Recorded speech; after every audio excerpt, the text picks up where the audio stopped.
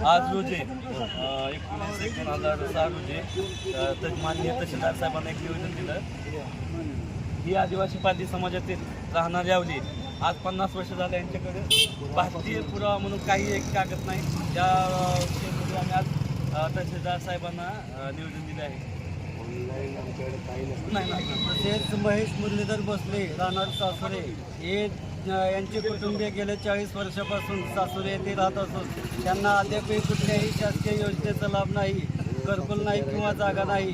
त्यांनी जागा विकत घ्यायची म्हणली तर तेथील लोक त्यांना बाजारभावाप्रमाणेपेक्षा दामदुपटीने जास्त पैसे सांगून त्यांना जागेची किंमत जास्त बाजारभावापेक्षा जास्त सांगून त्यांना जातीवाद करतात आणि हे पारधी समाजाचे आहेत म्हणून त्यांना राहण्यासाठी जागा उपलब्ध करून देत नाहीत.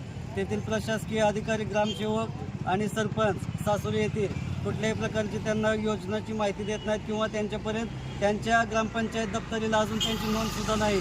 तरी त्या संदर्भात आम्ही पंचायत समिती, गट विकास अधिकारी साहेब आणि तहसीलदार साहेब यांना त्यांना जागा आणि घरकुल या दोन्ही योजनेचा लाभ मिळावा यासाठी आज आम्ही त्यांना अर्ज दिलेला आहे. आणि तहसीलदार साहेबांना बोलताना आपण एक तिथं नमूद केलेलं आहे की 2007चा जे GR होता तीच लागू करून यांना कागदपत्र मिळण्याबाबत आम्ही त्यांना रिक्वेस्ट केलेली आहे. 2012च्या GR मध्ये सर्वांना जर आले का साहेब जागा देण्याचा आदेश केलेला आहे. 2011च्या जनगणनेनुसार सर्व आदिवासी पारधी समाजांना जागा आणि घरकुल उपलब्ध करून द्यावे. जसे शासनाचे धोरण आहे की सर्वांना घरकुल मिळावे, त्या धोरणानुसार आदिवासी पारधी समाजाला जागा आणि घरकुल उपलब्ध करून द्यावे.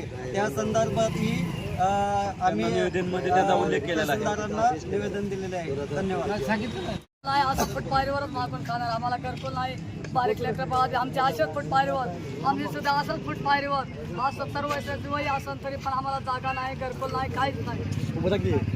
आधार कार्ड नाही, रेशन कार्ड नाही, आमचं घरकुल नाही, काहीच नाही आम्हाला.